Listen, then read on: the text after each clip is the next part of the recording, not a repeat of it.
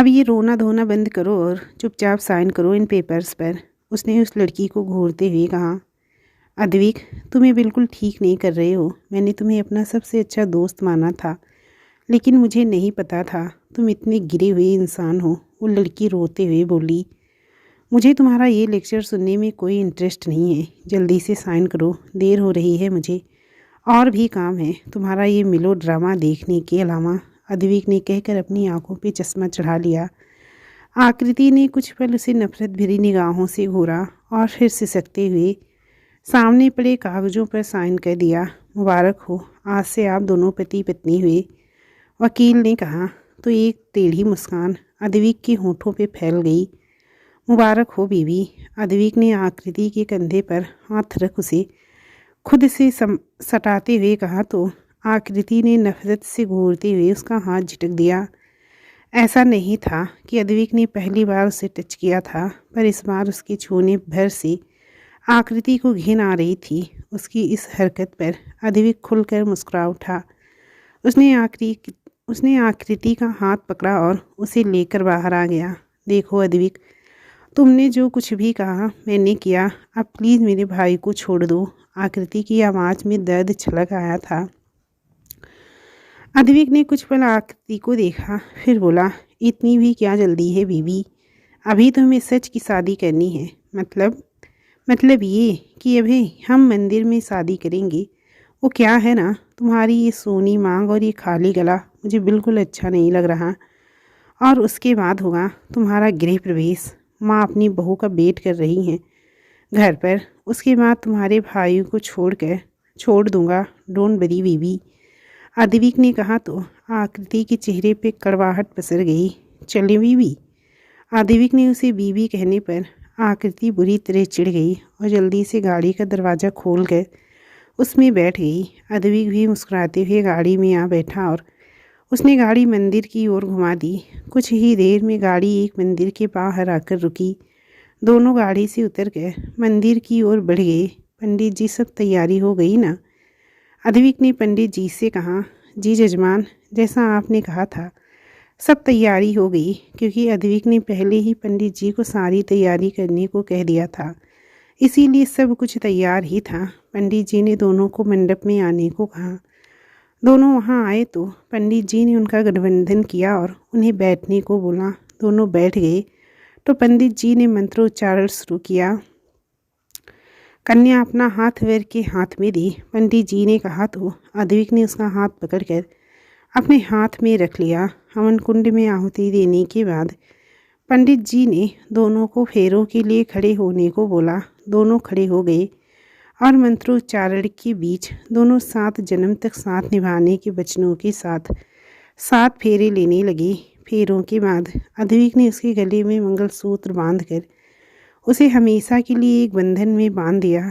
साथ ही उसकी मांग में अपने नाम का सिंदूर भर के ये ऐलान कर दिया कि अब से उस पर सिर्फ आकृति का हक है और आकृति पर सिर्फ उसका। जैसे ही अद्विक ने आकृति की मांग में सिंदूर भरा, वैसे ही उसकी आंखों से आंसू बह निकला। कितने सपने संजोए थे उसने इस दिन के लिए। क्या क्या ना सोचा था अपनी शादी को लेकर, लेकिन ऐसा कुछ तो उसने सपने में शामिल ही नहीं था। यहाँ तक ये शख्स जिनके साथ 7 जन्म जन्मांतरों तक बंधन में बंधी है, वो बिल्कुल नहीं था। और जो था उसे तो इस बारे में कोई भनक भी नहीं थी। आज से आप दोनों पति पत्नी हुए। पंडित जी की आवाज़ से आकृति की तंद्रा टूटी। दोनों ने झुककर पंडित जी के पैर छूकर उनका आशीर्वाद लिया। पंडित जी ने भी स्नेह से उनके सिर पे हाथ रख दिया। उनका आशीर्वाद लेकर दोनों अद्विक के घर की ओर निकल गए। मुबारक हो मिसेस आकृति, अद्विक सिंह शेखावत। गाड़ी चलाते हुए अद्विक ने आकृति को छेड़ दिया, जिससे आकृति चिढ़ गई। उसने अद्विक को घूरा तो उसने अपनी एक आंख दबा दी तो आकृति ने उसकी बेशर्मी पर कुढ़कर बाहर की ओर चेहरा कर लिया। कुछ देर बाद गाड़ी एक सुनसान सी जगह आकर रुकी। ऐसी जगह देखकर आकृति को घबराहट होने लगी। अचानक ही अद्विक उसकी ओर झुक गया, जिससे आकृति की रही सही जान भी सूख गई। अद्विक अद्विक ने उसके होंठों पे अपनी उंगली रख दी।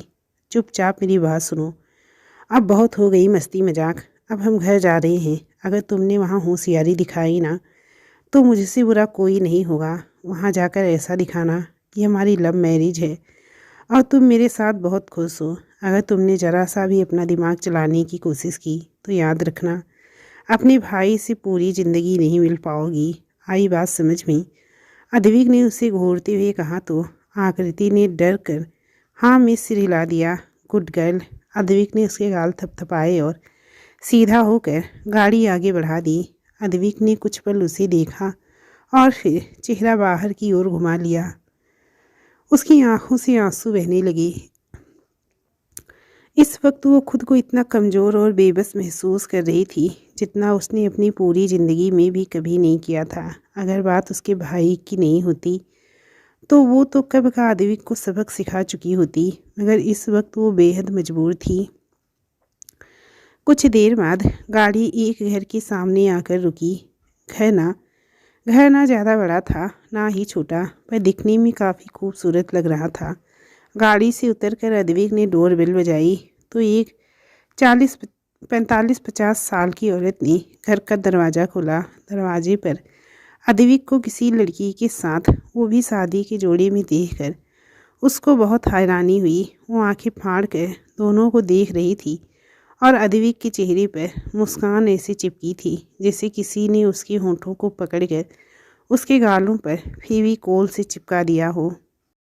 और आकृति उसकी मुस्कुराहट देखकर मन ही मन कुढ़ रही थी। अरे माँ, अब क्या सारी रात बाहर ही रखने का इरादा है? अपनी बहू का स्वागत नहीं करेंगी? अद्विक मुस्कुराते हुए बोला तो समिता जी की तंद्रा टूटी। एक मिनट, तुम दोनों यहीं रुको। अरे ओ लक्ष्मी, जल्दी से आरती की थाली लेकर आ। उन्होंने घर में काम करने वाले को आवाज़ दी। उनका कहा मानकर लक्ष्मी जल्दी से रसोई में भाग गई। थोड़ी ही देर में लक्ष्मी सभी सामान लेकर आ गई। समिता जी ने दोनों की आरती की और आकृति को अपना दाहिना पैर चावल से भरे कलश को गिराने को कहा। आरती ने भारी मन से कलश को ठोकर मारी। लक्ष्मी ने एक सफ़ेद कपड़ा दरवाजे पर बिछा दिया और एक लाल रंग से भरी थाली को वहीं रख दिया। बेटा, पहले अपने दाहिने पैर आगे रखो और इस कपड़े पर अपने पैरों के चाप छोड़ते हुए अंदर आ जाओ। आकृति आकर उस थाल में खड़ी हो गई, फिर अपना दाहिना पैर आगे बढ़ा दिया। उस सफ़ेद कपड़े पर अपने पैरों की छाप छोड़ते हुए वो अंदर आ गई। अद्विक ने जैसे ही घर के अंदर आने को पैर बढ़ाया तभी एक झन्नाटेदार थप्पड़ उसके गाल पर पड़ा। माँ। वो अपने गाल पर हाथ धरे हैरानी से अपनी माँ को देख रहा था जो दुर्गा माँ बनी उसे घूर रही थी। ये क्या माँ, अपनी बहू का स्वागत मिठाई से और मेरा पिटाई से, ये गलत बात है। अद्विक मुंह बनाते हुए बोला। लक्ष्मी, जरा मेरा डंडा उठाना। समिता जी उसे घूरते हुए बोली। माँ, क्या कर रही हो माँ? ऐसे कोई अपने लाल को मारता है क्या? उसने अपनी माँ को बातों में लेना शुरू कर दिया था। लाल, अभी इस लाल को काला करती हूँ मारते मारते। रुक तो। अरे पर मैंने किया क्या है? किया क्या है? कहकर समिता जी उसके कान मरोड़ दी। आह माँ, क्या कर रही हो? दर्द हो रहा है मुझे।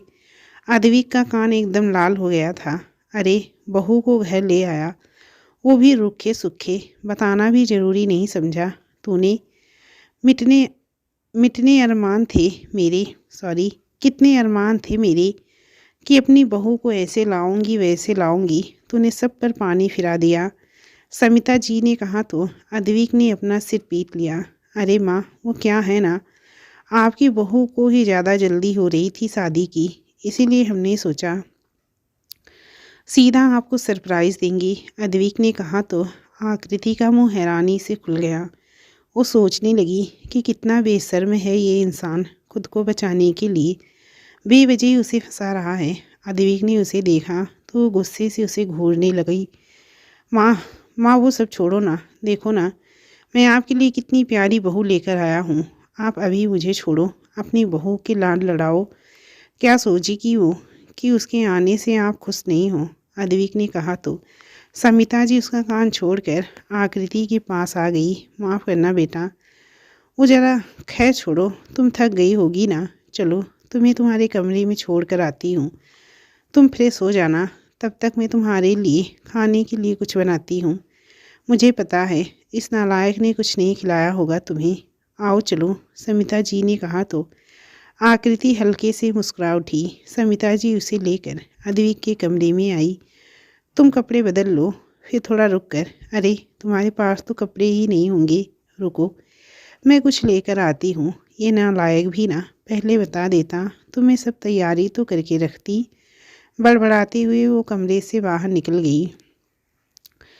थोड़ी देर में वो एक साड़ी लेकर आई और उसे आकृति को थमाते हुए बोली, बेटा अभी के लिए तुम यही पहन लो, सुबह आदि के साथ जाकर अपने लिए कुछ कपड़े और कुछ ज़रूरत का सामान ले आना।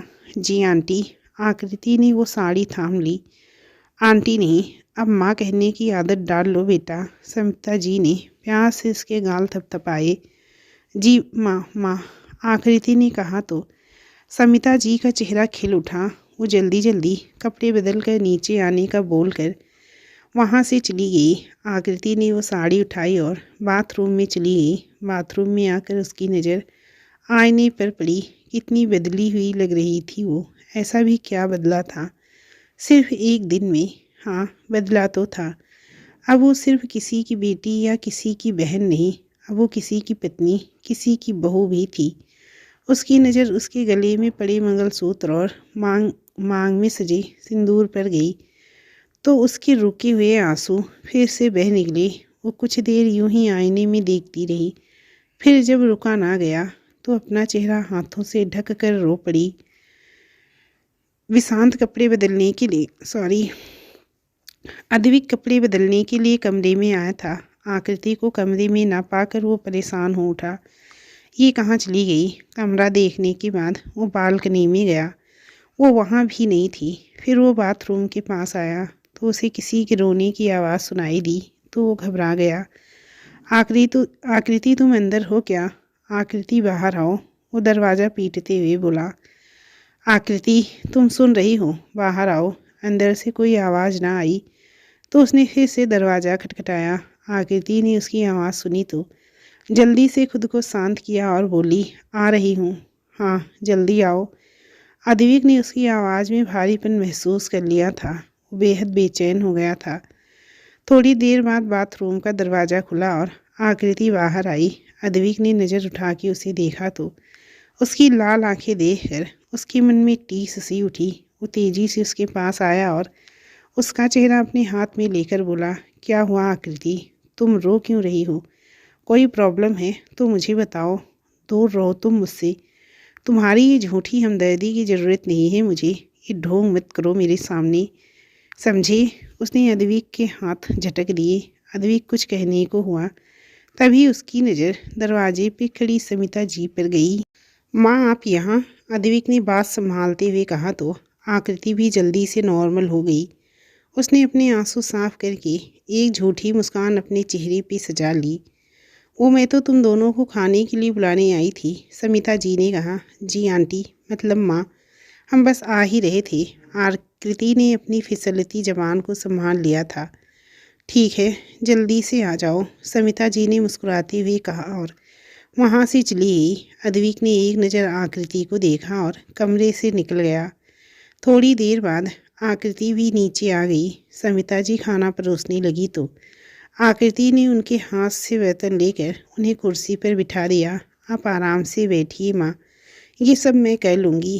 अरे नहीं नहीं बेटा, आज ही तो तुम आई हो, तुम रहने दो, मैं कर लूँगी। समिता जी पहले दिन ही उससे काम करवाने में हिचक रही थी। माँ आप आज तक ये सब करती आई हो, अब आप आराम करिए, बाकी सब मैं संभाल लूँगी। आकृति ने अपनेपन से कहा तो समिता जी मना नहीं कर पाई। वहीं अद्विक के होठों पे भी प्यारी सी मुस्कान फैल गई। खाना खाने के बाद आकृति ने सारे बर्तन किचन में रखे और समिता जी के साथ उनके कमरे में आ गई। बेटा इस वक्त तुम्हें अद्विक के साथ होना चाहिए, वो इंतज़ार कर रहा होगा, समिता जी ने कहा। अब क्या मैं अपनी माँ के पास नहीं आ सकती? इतना भी हक नहीं है मेरा? आकृति ने नाराज़गी जताई तो समिता जी मुस्कुरा उठी। वो उसके गाल थपथपाकर बोली, क्यों नहीं आ सकती? बिल्कुल आ सकती हूँ। जितना आदि का हक है उतना ही तुम्हारा भी है। उनकी बात सुनकर आकृति उनकी गोद में सिर रखकर लेट गई। आज ना जाने कितने सालों बाद उसे माँ की ममता भरी गोद नसीब हुई थी। जब वो 8 साल की थी तभी उसके भाई को जन्म देते हुए उसकी माँ चल बसी थी। माँ की मौत के कुछ महीने बाद ही पिता ने दूसरी शादी कर ली ताकि उनके बच्चों को माँ का प्यार मिलता रहे। लेकिन ये उनकी सबसे बड़ी गलती थी। सौतेली माँ जब नई नई आई थी तब तो उसने दोनों बच्चों को बहुत प्यार से रखा, लेकिन फिर उसके पापा अपने काम में इतने बिजी हो गए कि बच्चों के लिए वक्त ही नहीं रहा। तो नई माँ ने भी बच्चों पर ध्यान देना बंद कर दिया। कुछ समय बाद उनके खुद के बच्चे हुए तो हालात और भी ज़्यादा बदतर हो गए। पहले जो थोड़ा बहुत ध्यान उनका रखती थी अब वो भी बंद हो गया। साथ ही बढ़ गए उन मासूमों पर अत्याचार। आकृति के पापा के घर से निकलते ही उन दोनों पर जुल्म करने लगती। घर का सारा काम आकृति से कराती, ना उसे स्कूल जाने देती। बड़ी मिन्नतों के बाद उसे स्कूल जाने की अनुमति मिली, वो भी इस शर्त पर कि वो घर का सारा काम करके जाएगी और आकर भी सारा काम वही करेगी। जरा सी भी गलती हो जाए तो उसका खामियाजा मासूम आकृति को हर रोज़ अपने शरीर और एक नया निशान लेकर चुकाना पड़ता। उसके शरीर पर कभी थप्पड़ का निशान होता तो कभी जलने का। साथ ही अपने पापा को कुछ भी बताने पर आकृति और उसके भाई को जान से मारने की धमकी दी जाती। नई माँ के साथ साथ उनके बच्चे भी उसे हमेशा परेशान ही करते। कुछ समय बाद आकृति इन सब की आदी हो गई, लेकिन उसकी माँ और उनके बच्चों के व्यवहार में कोई बदलाव नहीं आए। उनके अत्याचार दिन ब दिन और ज़्यादा बढ़ते गए। क्या हुआ बेटा, कहाँ खो गई? समिता जी की आवाज़ से आकृति वर्तमान में आई। नहीं माँ, कुछ नहीं, बस ऐसे ही। आकृति उठकर बैठ गई थी। रात बहुत हो गई है, अब जाकर आराम करो। समिता जी ने प्यार से उसके गाल छूकर कहा तो वो हाँ में सिर हिला के वहाँ से चली गई। आकृति अपने कमरे में आई तो अद्विक को जागते देखकर हैरान रह गई। अद्विक बेड के सिरहाने से कमर लगाए अपने लैपटॉप में कुछ काम कर रहा था। उसकी आहट पाकर उसने सिर उठाया और बोला, कितनी देर लगा दी? मैं कब से तुम्हारा इंतज़ार कर रहा था। क्यों? तुम क्यों मेरा इंतज़ार कर रहे थे? आकृति का मन किसी अनहोनी से घबरा रहा था। अद्विक ने गौर से आकृति को देखा तो पाया एक अनजाने से डर ने उसके चेहरे पे अपनी जगह बना ली थी। माथे पे पसीने तैर रहे थे, शरीर में हल्की कंपन होने लगी थी। अद्विक कुछ देर उसे देखता रहा और अगले ही पल उसके होठों पे शैतानी हंसी तैर गई। वो उठा और आकृति की ओर बढ़ गया। मेरे पास क्यों आ रहे हो तुम? दूर रहो मुझसे।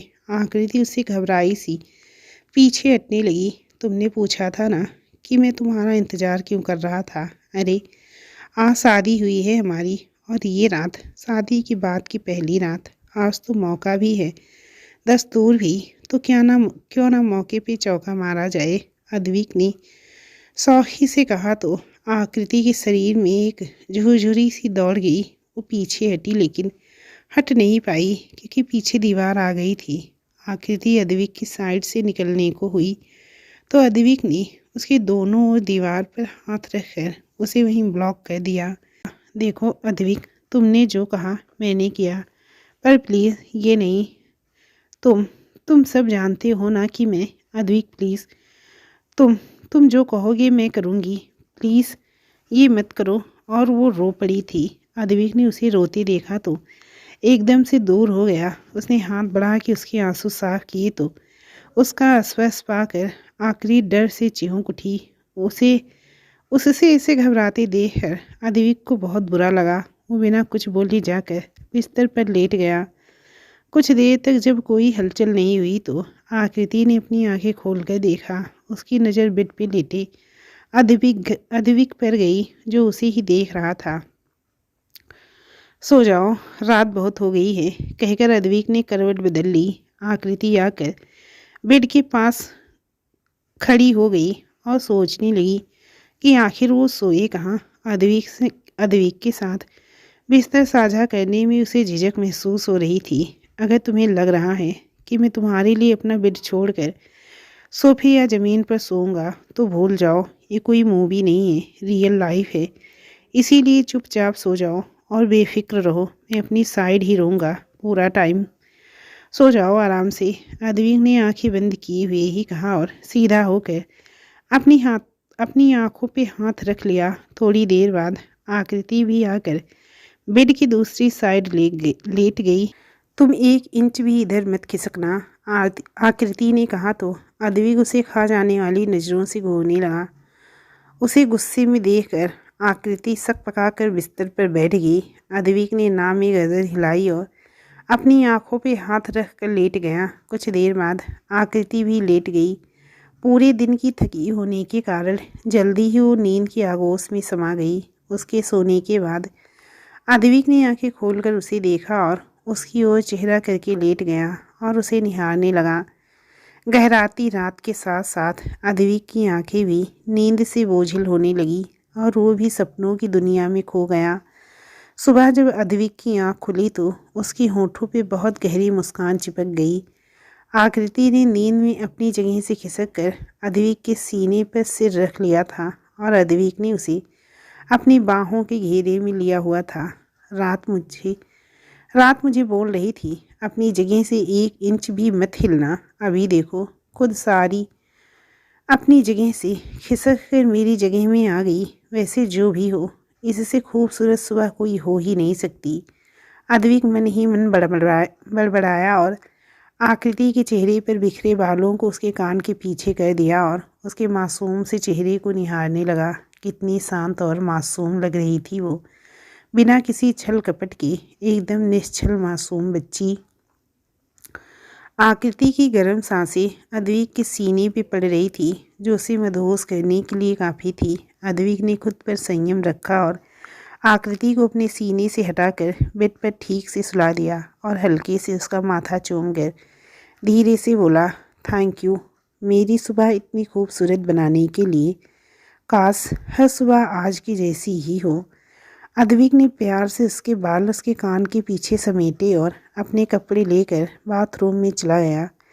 थोड़ी देर बाद वो बाहर आया तो देखा कि आकृति अभी भी सो रही है। अद्विक उसे देखकर मुस्कुराया और रेडी होकर बाहर आ गया। अरे आ गया तू बेटा, समिता जी ने नाश्ता टेबल पर लगाते हुए कहा। क्या बात है, आज चप्पल की जगह प्यार कैसे बरस रहा है। अद्विक शैतानी से बोला तो समिता जी उसे घूरने लगी। इज्जत तो हजम होती ही नहीं है ना तुझे, मुझे बस आपके हाथों का खाना हजम होता है। अब जल्दी से नाश्ता दो, बहुत भूख लगी है। अद्विक प्लेट से पराठा उतारते हुए बोला। ओए वापस रख उसे, समिता जी ने उसके हाथ पर मारा। पर क्यों, मुझे भूख लगी है, अद्विक ने बेचारा सा मुंह बनाकर कहा। बहू के लिए ही खाए, बहू के बिना ही खाएगा, वो आने वाली होगी, उसके साथ ही खाना। माँ वो अभी सो रही है, मैं ऑफिस के लिए लेट हो जाऊँगा, आप जल्दी नाश्ता दो, अद्विक ने कहा और वापस से पराठे उठा लिया। अच्छा हाँ, थक गई होगी ना, कोई ना, उसे सोने दे, तू नाश्ता करके जा। समिता जी उसकी प्लेट में नाश्ता परोसने लगी। नाश्ता करने के बाद अद्विक ऑफिस के लिए निकलने लगा। गेट पर जाकर वो वापस पलटा। माँ वो, हाँ हाँ, तेरी बीवी को नहीं उठा रही, टाइम से खाना भी खिला दूंगी, उसका ख्याल रखूंगी, खुद सब। समिता जी ने उसकी बात पूरी कर दी। आपको पता है आप वर्ल्ड की बेस्ट माँ हो। अद्विक ने वापस आकर उनके गाल चूम लिए। काश मैं भी ये कह पाती, समिता जी ने कहा तो अद्विक का मुंह बन गया। चल अद्विक बेटा, अपने ही घर में तेरी कोई इज्जत नहीं है, निकल यहाँ से, इससे पहले और ज़्यादा वोट लगे, दफ़ा हो यहाँ से। अद्विक बड़बड़ाते हुए वहाँ से निकलने लगा। अरे रुक, अब क्या, अद्विक चिढ़ गया था। आज ऑफिस मत जा, आकृति को पग फेरे के लिए उसके मायके लेके जाना है, साथ ही उसकी ज़रूरत का सामान भी लेना होगा उसे। माँ मुझे याद है, मैं जल्दी आ जाऊँगा, कहकर वो बाहर निकल गया। कुछ देर बाद आकृति की आँख खुली। खुद को अनजान जगह पाकर वो कुछ पल को हैरान हो गई, पर फिर उसे याद आया कि अब यही उसका घर है, तो वो उदास हो गई। फिर उसकी नज़र घड़ी पर गई तो वो एकदम से उछल गई। हे भगवान, मैं इतनी देर तक सोती रही और ये अद्विक कहाँ चला गया। वो मुझे सार्थक के पास ले जाने वाला था, पर उससे पहले मैं रेडी हो जाती हूँ। वो बेड से उठी ही थी कि दरवाजे पे दस्तक हुई और समिता जी अंदर चली आई। गुड मॉर्निंग बेटा। समिता जी ने उसके सिर पे हाथ फेरा तो आकृति की आंखें भर आई। उसे समिता जी से हमेशा से एक अलग लगाव रहा है, क्योंकि एक वही तो थी जो उसे माँ की तरह स्नेह करती थी, वरना तो सबके लिए वो एक बोझ ही थी। आकृति और अद्विक कॉलेज टाइम से एक दरसे से एक दूसरे को जानते थे, बल्कि काफ़ी अच्छे दोस्त भी थे। तो अद्विक कई बार अपने दोस्तों को अपने घर लेकर आया था, जिस वजह से आकृति जल्दी ही उससे घुल मिल गई थी। वो जब यहाँ आती तब वो घंटों समिता जी के साथ बैठकर बहुत सारी बातें किया करती थी। समिता जी को भी उसमें अपनी बेटी ही दिखाई देती थी। फिर जब अद्विक आकृति से शादी करके अपने घर आया तब समिता जी की खुशी का ठिकाना ना था। बेटा नहाकर नीचे आ जाओ, नाश्ता तैयार है। सॉरी माँ, पता नहीं कैसे आँख ही नहीं खुली। वो सच में काफ़ी शर्मिंदा थी। कोई बात नहीं बेटा, हो जाता है। और वैसे भी कल इतनी भाग दौड़ की थी, थक गई होगी, आराम भी तो ज़रूरी है। समिता जी ने प्यार से कहा तो आकृति का मन भर आया कि कहाँ उसके अपने घर में होने पर भी उसे 2 पल के लिए आराम नहीं करने दिया जाता था, और यहाँ उससे इतने प्यार से पेश आ रहे हैं।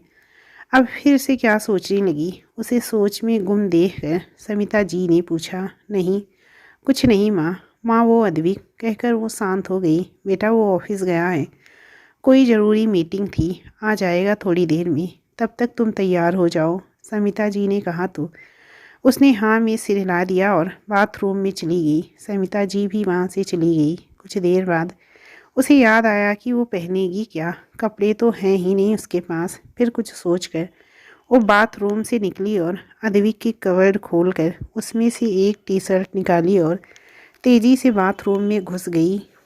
आकृति वो आगे के शब्द उसके मुंह में ही रह गए जब उसकी नज़र उसकी टी शर्ट पहने खड़ी आकृति पर गई। वो उसके घुटनों से ऊपर तक की उस ढीली ढाली सी ब्लैक टी शर्ट में वो लड़की कहर ढा रही थी। आदिविक ने उसे देखा तो हैरानी से उसका मुंह खुला का खुला रह गया। उधर उसे देखकर आकृति ने घबरा कर खुद को पर्दे के पीछे छिपा लिया। तुम यहाँ क्या कर रहे हो? ऑफिस गए थे ना, वापस कब आए? ऑफिस ही गया था, पर रास्ते में पता चला कि मीटिंग कैंसिल हो गई तो वापस आ गया। अद्विक दूसरी ओर पलट कर कहा, तो तुम नॉक करके तो आ सकते थे। आकृति ने गुस्से से कहा, मुझे क्या पता तुम ऐसे घूम रही हो। अद्विक भी चिढ़ गया था। ऐसे से क्या मतलब है तुम्हारा? मेरे पास कपड़े नहीं थे, इसीलिए ये पहन लिया। मुझे क्या पता था तुम पर पिशाच की तरह ऐसे घुसे चले आओगे। बहुत ज़्यादा ही नहीं बोल रही हो अब तुम? अद्विक ने हल्के गुस्से में कहा। हाँ तो क्या गलत कहा मैंने? ऐसे कौन आता है अचानक से? आकृति भी हार मानने वालों में से नहीं थी। तुम छोड़ो, तुमसे बात करना ही बेकार है। हर बात में बस बहस करनी आती है। तुम्हारे कहने का क्या मतलब है कि मैं बहस करती हूँ? आकृति को गुस्सा आ गया था। मेरा मतलब ये नहीं है, बल्कि तुम सच में लड़ाका ही हो, समझी? अद्विक भी पूरे मूड में था उसे परेशान करने के। तुम्हारा खून कर दूंगी मैं, आकृति दांत पीसते हुए बोली। शादी के अगले ही दिन विधवा होने का प्लान है क्या? अद्विक ने हंसते हुए कहा। लेकिन उसकी इस बात से आकृति के चेहरे का रंग बदल गया। वो एकदम शांत पड़ गई। अद्विक ने कोई आवाज़ नहीं सुनी तो हल्का सा घूम कर देखा तो आकृति उदास सी किसी सोच में डूबी हुई थी। तब उसे ध्यान आया कि उसने क्या बोला है। कुछ देर बाद उसने अपना सिर झटका और आकृति से बोला, जल्दी रेडी हो जाओ, थोड़ी देर बाद बाहर चलेंगे। उसने बस इतना ही कहा। अद्विक ने कुछ देर उसे देखा, फिर सिर हिलाते हुए अपने कबर्ड की तरफ बढ़ गया। उसने अलमारी खोली और उसमें से एक पैकेट निकालकर आकृति की ओर बढ़ा दिया। आकृति ने नज़र उठाकर उसे देखा तो उसने पैकेट लेने का इशारा किया। आकृति ने वो पैकेट पकड़ा। अद्विक उसे जल्दी तैयार होने का बोलकर कमरे से बाहर निकल गया। आकृति पर्दे से बाहर आई और जल्दी से अंदर से गेट बंद कर लिया। उसने वो पैकेट खोलकर देखा तो उसमें एक लाल और सफ़ेद रंग का प्यारा सा सूट था। आकृति वो सूट पहनकर तैयार ही हुई कि अद्विक ने दरवाज़ा खटखटाया। आकृति, तुम तैयार हुई कि नहीं? बस आ रही हूँ। कहते हुए उसने दरवाज़ा खोल दिया। चली। दोनों निकलने लगे कि अद्विक की नज़र उसकी सूनी मांग पर गई। उसकी नज़र फिसलते हुए उसके गले पे पहुंची तो अद्विक का मन खिन्न हो गया। उसने आकृति का हाथ पकड़ा और वापस अंदर ले आया। क्या कर रहे हो? बाकी के शब्द उसके मुंह में रह गए जब अद्विक ने ड्रेसिंग से सिंदूर उठाकर उसकी मांग में बह दिया। वो हैरानी से उसे देखने लगी। उसके कुछ कहने से पहले ही उसने मंगलसूत्र भी उसके गले में बांध दिया। मुझे इन सब से कोई फर्क नहीं पड़ता, पर माँ को पड़ता है, और माँ को इस बात का बिल्कुल शक नहीं होना चाहिए, समझी? अद्विक ने बिना उसकी ओर देखे हुए कहा तो वो बस कह पाई। अद्विक भी आगे बिना कुछ बोले नीचे आ गया। चलती हूँ माँ। आकृति ने झुककर उनके पैर छू लिए। चलती हूँ नहीं, जल्दी आती हूँ बोलो। अब तो हमेशा यहीं रहना है तुम्हें। जल्दी आना, इंतज़ार करूँगी मैं। समिता जी ने प्यार से उसके गाल छू के कहा तो उसकी आंखों में नमी उतर आई। थोड़ी देर बाद दोनों वहाँ से निकल गए। अद्विक ने गाड़ी एक छोटे से घर के सामने जाकर रोकी और दोनों घर के अंदर आ गए। दरवाज़ा खोलते ही एक 12-13 साल का बच्चा आकर आकृति से चिपक गया। दीदी आप आ गई। आपका मैं कब से वेट कर रहा था, सार्थक उससे चिपकते हुए बोला। उसे देखकर आकृति रो पड़ी थी। पिछले पूरा दिन उसने कैसे बिताया था वो सिर्फ वही जानती थी। आखिर एक वही तो था उसकी जीने का सहारा। उसे कुछ हो जाता तो उसका क्या होता? आकृति ने उसे कस के अपने सीने से लगा लिया और ना जाने कितनी बार उसके चेहरे को चूम लिया था उसने। दी आप रो क्यों रही हो? अपनी बहन को रोता देखकर वो बच्चा भी परेशान हो गया था। अब मुझे छोड़ के मत जाना बेटा, वरना तुम्हारी दी नहीं जी पाएगी। आकृति ने वापस से उसे गले लगा लिया था। पर दीदी मैं तो यहीं था, आप ही अपनी मीटिंग के लिए गई थी ना? बड़ी ने बताया था मुझे, और आप ही उन्हें बोला था कि वो मेरा ख्याल रखें। सार्थक ने अद्विक की ओर इशारा किया तो आकृति उसे देखने लगी। चैंप चलो मेरे पास, तुम्हारे लिए कुछ है, अद्विक ने कहा तो सार्थक ने उसका हाथ पकड़ लिया। जल्दी आओ, बाहर वेट कर रहा हूँ तुम्हारा, कहकर अद्विक सार्थक को लेकर वहाँ से बाहर की ओर चला गया। बाहर आकर अद्विक ने सार्थक को बहुत सारी चॉकलेट दी, जिसे पाकर सार्थक बहुत खुश हो गया। थोड़ी देर बाद आकृति बाहर आई। सार्थक को अद्विक के साथ हंसता मुस्कुराता देखकर उसे बहुत सुकून मिला। अद्विक ने सबको गाड़ी में बैठने का इशारा किया और दोनों को लेके वहाँ से निकल गया। कुछ देर बाद गाड़ी आकृति के पापा के घर के बाहर आकर रुकी। हम यहाँ क्यों आए हैं? आकृति को बिल्कुल अंदाज़ा नहीं था कि अद्विक इस तरह से उसे यहाँ लेकर आ जाएगा। तुम्हारे पग फेरों की रस्म के लिए। अद्विक ने उसे नीचे उतरने का इशारा किया, लेकिन उसने उतरने से मना कर दिया। वो कैसे जा सकती थी इस घर में? अपने पापा को क्या जवाब देगी और वो कैसे रिएक्ट करेंगे ये देखकर कि उनकी बेटी ने उन्हें बिना बताए शादी कर ली, और जब वो इस बारे में सवाल करेंगे तो वो क्या जवाब देगी? नहीं, वो घर नहीं जा सकती, वो नहीं जाएगी। अद्विक नहीं, मुझे नहीं जाना, वो घबराई हुई सी बोली। क्यों? क्योंकि बोला ना मुझे नहीं जाना, मतलब नहीं जाना। तुम्हें समझ क्यों नहीं आती एक बार में? वो चीख पड़ी थी। अद्विक ने कुछ पल उसे देखा और फिर बोला, हो गया ड्रामा, अब ये ड्रामा बंद करो और जल्दी उतरो गाड़ी से। पर अद्विक, उसने इतना ही कहा था कि अद्विक उसे घूरने लगा। उसे गुस्से में देखकर आकृति झट से गाड़ी से उतर गई। अद्विक आकृति और सार्थक के साथ आकृति के घर के दरवाजे पे खड़ा था। उसने आकृति का हाथ कस के पकड़ा हुआ था। वहीं आकृति डर से बुरी तरह कांप रही थी। अद्विक ने डोर बेल बजाई। कुछ देर बाद एक औरत ने दरवाज़ा खोला। आरती को देखते ही उसका मुंह बन गया था। उनकी नज़र आकृति के हाथ पर गई जो अद्विक ने मजबूती से थामा हुआ था। उनके तन बदन में आग लग गई। आकृति अभी भी डर की वजह से कांप रही थी। अद्विक ने उसे देखा और उसका हाथ और मजबूती से पकड़ लिया, उसे ये यकीन दिलाने के लिए कि वो हमेशा उसके साथ है। और जब उनकी नज़रें आकृति के गले में पड़े हुए मंगलसूत्र से होते हुए माथे पे सजे सिंदूर पर गई तो उनका गुस्सा 7वें आसमान को छू गया। अरे सुनते हो, ये देखो तुम्हारी लाडली ने क्या गुल खिलाए हैं। कहीं मुंह दिखाने लायक भी नहीं छोड़ा इस लड़की ने। सुनंदा गला फाड़ फाड़ कर रोने लगी थी। क्या हो गया, चिल्ला क्यों रही हो? अमर जी गुस्से से बाहर आते हुए बोली, ये देखो अपनी लाडली की करतूत। बिना बताए ब्याह रचा कर आई है ये लड़की। जीते जी मुंह दिखाने के काबिल भी नहीं छोड़ा हमें इसने। वो तो आप वैसे भी काबिल नहीं हो सासू माँ। अद्विक ने टेढ़ा मुस्कुरा के कहा तो सुनंदा उसे गुस्से से घूरने लगी। अमर जी ने आकृति को देखा जो सिर झुकाए चुपचाप खड़ी थी। अमर जी उसे गुस्से से घूरते हुए बोले, ये सब क्या है आकृति? उन्हें गुस्से में देखकर आकृति अंदर तक कांप गई। अमर जी ने गुस्से में उस पर हाथ उठा दिया तो आकृति ने डर कर अपनी आंखें बंद कर ली। सोचिएगा भी मत ससुर जी, अब वो आपकी बेटी आकृति मलिक नहीं है, मेरी पत्नी आकृति अद्विक सिंह शेखावत है। अद्विक की आवाज़ सुनकर उसने अपनी आंखें खोलकर देखा। अद्विक ने अमर जी की कलाई पकड़ी हुई थी और वो उन्हें गुस्से से घूर रहा था। इस बदतमीज लड़के के लिए तुमने मेरी इज्जत मिट्टी में मिला दी। आज से तुम मर गई मेरे लिए। अमर जी गुस्से में बोली, मैं तो ये दोनों आपके लिए उसी दिन गए थे जब आपने इन्हें इस औरत के हाथ में सौंप दिया था। आज उसका श्राद्ध भी कर दिया मिस्टर मलिक। अद्विक भी बेहद गुस्से में था।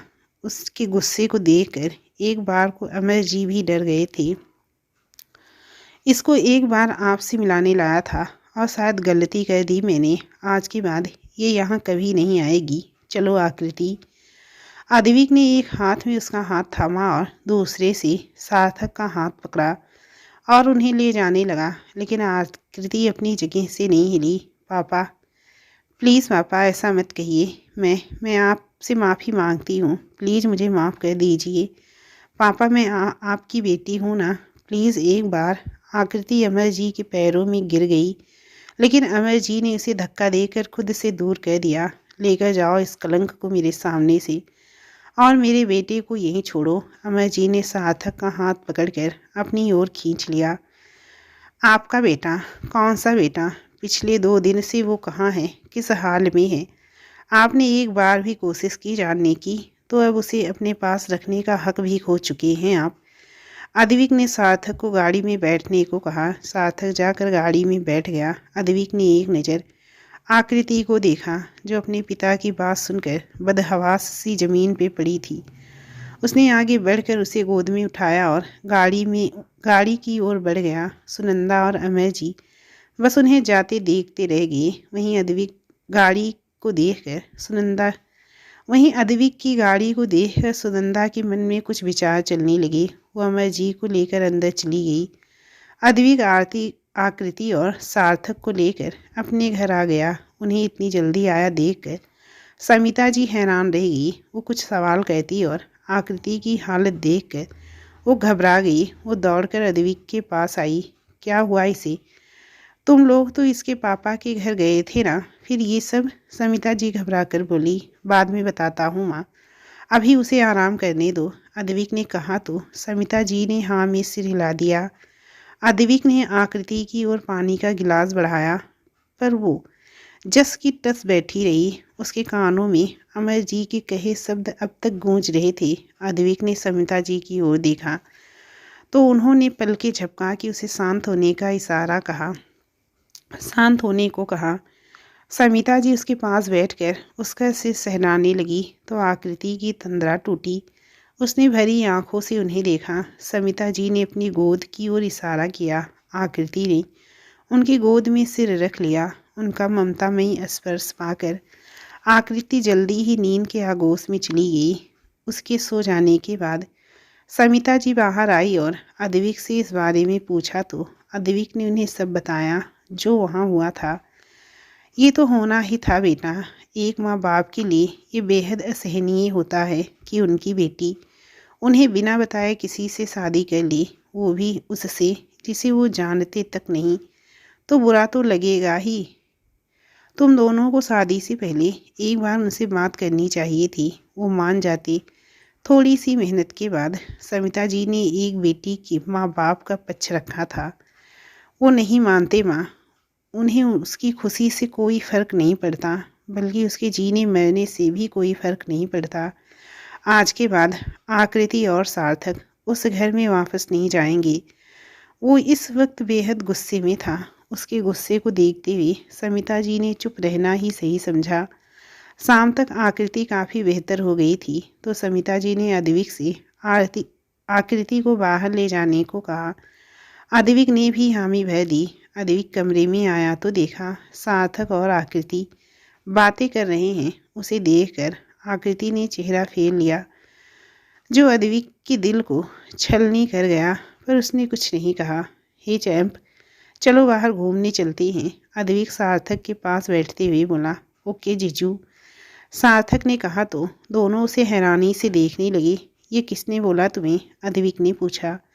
वो आंटी ने बताया कि आप दी के हस्बैंड हो तो आप मेरे जीजू हुए, इसीलिए मैं आज से आपको जीजू ही बुलाऊंगा, सार्थक को सोते हुए बोला। वहीं अद्विक के लिए खुद का हस्बैंड शब्द सुनकर आकृति के मन में नफरत पनपने लगी। उसने नफरत से अद्विक को देखा और फिर चेहरा घुमा लिया। अद्विक ने उसे ऐसा कहते देख लिया था और उसे कुछ कह नहीं पाया। चले चैंप, अद्विक ने आकृति को ओर इशारा किया तो सार्थक आकृति की चलने की जिद करने लगा। मन मार कर आकृति को भी हाँ कहना पड़ा। तीनों समिता जी को बोलकर घूमने निकल गए। अद्विक ने गाड़ी एक शॉपिंग सेंटर के बाहर रोकी और तीनों अंदर आ गए। तुम अपने कपड़े सेलेक्ट कर लो, तब तक मैं चैंप के लिए ले आता हूँ, अद्विक ने कहा तो आकृति बिना कुछ बोले आगे बढ़ गई। अद्विक कुछ देर उसे देखता रहा, फिर सार्थक को लेकर वहाँ से आगे बढ़ गया। आकृति अपने लिए कपड़े देख रही थी कि अचानक से किसी ने उसका हाथ पकड़कर एक कोने में खींच लिया। आकृति अपने लिए कपड़े देख रही थी कि अचानक से किसी ने उसका हाथ पकड़कर एक कोने में खींच लिया। वो घबराकर चीखने को हुई, लेकिन सामने खड़े शख्स ने उसके मुंह पे हाथ रखकर उसकी आवाज़ दबा दी। आंखें खोलो रीति, मैं हूँ।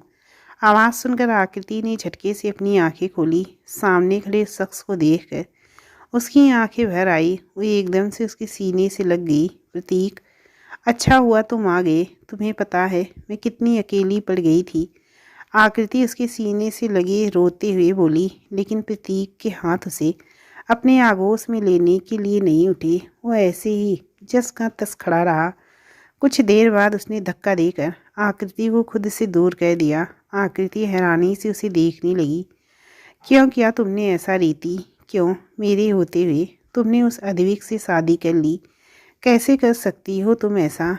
कैसे वो सारे वादे कस्में सब कैसे भूल सकती हो तुम? कैसे? वो आकृति को उसके कंधे से पकड़कर झकझोरते हुए बोला। प्रतीक, मेरा यकीन करो, मेरी कोई गलती नहीं थी। उसने मजबूर किया था मुझे।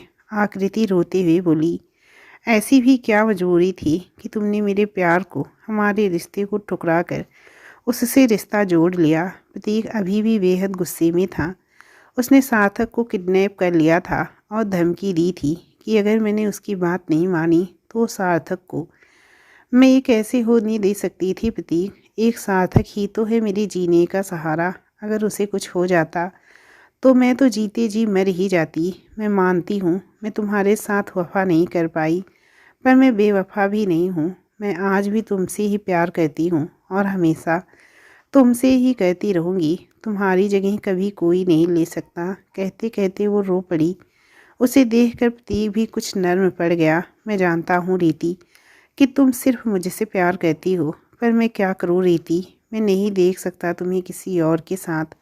ऐसा लगता है जैसे किसी ने मेरी जान निकाल ली हो, जैसे जैसे किसी ने यहाँ खंजर घोंप दिया हो। मैं नहीं रह सकता तुम्हारे बिना रीति। प्रतीक की आंखों में भी नमी उतर आई थी। उसकी बात सुनकर आकृति उसके सीने से लग गई। आई एम सॉरी प्रतीक, मेरी वजह से तुम्हें कितना कुछ सहना पड़ रहा है। प्लीज़ मुझे माफ़ कर दो। तुम्हें मुझ पर भरोसा है ना? प्रतीक ने पूछा। खुद से भी ज़्यादा। आकृति ने उसके सीने में सिर निकाल कर उसकी आंखों में देखते हुए कहा। तो बस मुझ पर भरोसा रखो, मैं जल्दी ही कोई ना कोई रास्ता निकाल लूँगा, सब ठीक हो जाएगा। प्रतीक ने उसके आंसू पोंछते हुए कहा तो आकृति ने हाँ में सिर हिला दिया। अब जाओ, बहुत देर हो गई है। अद्विक को तुम वहाँ नहीं मिली तो उसे शक हो जाएगा। शक नहीं, मुझे पूरा यकीन था कि तू यहाँ ज़रूर आएगा, इसीलिए मैं यहाँ से कहीं गया ही नहीं था। अद्विक ने वहाँ आते हुए कहा तो उन दोनों के चेहरे का रंग बदल गया। अद्विक ने आकृति का हाथ पकड़कर खुद के करीब खींचा तो सीधा उसके सीने से टकरा गई। अद्विक उसे कंधे से पकड़कर खुद से सटाते हुए बोला, अब तुम्हारी जगह वहाँ नहीं यहाँ है, और ये बात मुझे दोबारा ना बतानी पड़ी, ओके। आकृति ने उसके गुस्से से डरते हुए हाँ में सिर हिला दिया। वहीं प्रतीक अद्विक को खा जाने वाली नज़रों से घूर रहा था, लेकिन अद्विक को इससे कोई फर्क नहीं पड़ रहा था। उसके होठों पर तो अभी भी एक व्यंग वाली मुस्कान चिपकी हुई थी, जो प्रतीक के गुस्से को हवा दे रही थी। ये तूने सही नहीं किया अद्विक, प्रतीक गुस्से में चिल्लाते हुए बोला। Everything is fair in love and war bro. और लव तो यहाँ है नहीं, लेकिन वार तो है ना। और वैसे भी तुम्हें चैलेंज किया था मैंने कि आकृति को अपना बना कर रहूँगा किसी भी कीमत पर, और तू कुछ नहीं कर पाएगा। एंड सी, वो अब मेरी है, हमेशा हमेशा के लिए। उसके माथे पे सजा मेरे नाम का सिंदूर, उसके गले में पड़ा मेरा पहनाया हुआ मंगलसूत्र, उसकी हाथों का चूड़ा, सब कुछ गवाह है कि अब वो मेरी है, सिर्फ मेरी। कहते हुए अद्विक ने आकृति को खुद से सटा लिया था। उसकी बातें सुनकर आकृति को उससे और ज़्यादा नफरत होने लगी थी।